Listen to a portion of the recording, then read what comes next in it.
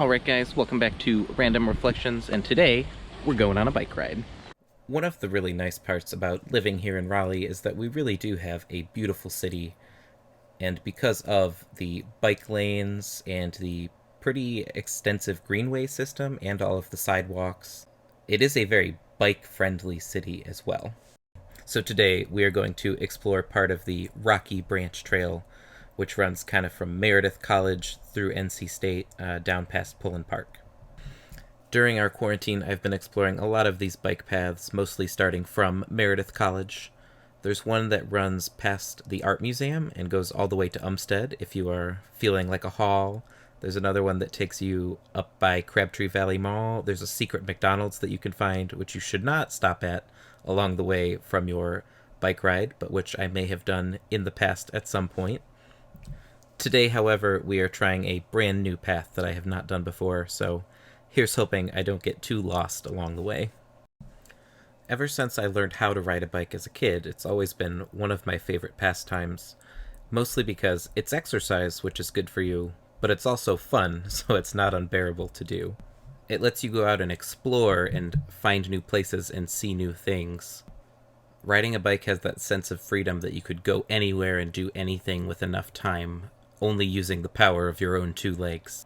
When I was a kid, we lived in a small town in Michigan where we biked for everything. We would bike to the ice cream place, we would bike to school, we'd bike to parks.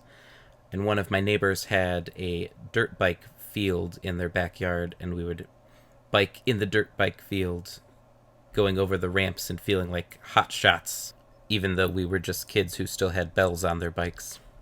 There was an unfortunate learning curve when I moved to North Carolina, because in Michigan, everything is pretty flat, but for some reason here in North Carolina, y'all love hills, and biking is a lot harder when you're going up and down hills. Still fun, just more difficult. Biking in quarantine, however, has a very different feel to it compared to the childhood nostalgia I had from before. These days, I've been mostly using my bike rides as a chance for me to go and try and find God in the world. Of course, people can find God in lots of different ways and in lots of different places. You might see him in your friends, you might see him in your work, you might see him at church, but these days I've been finding God a lot in nature. When I'm out among the trees, seeing all of this natural beauty, it just reminds me that God is there.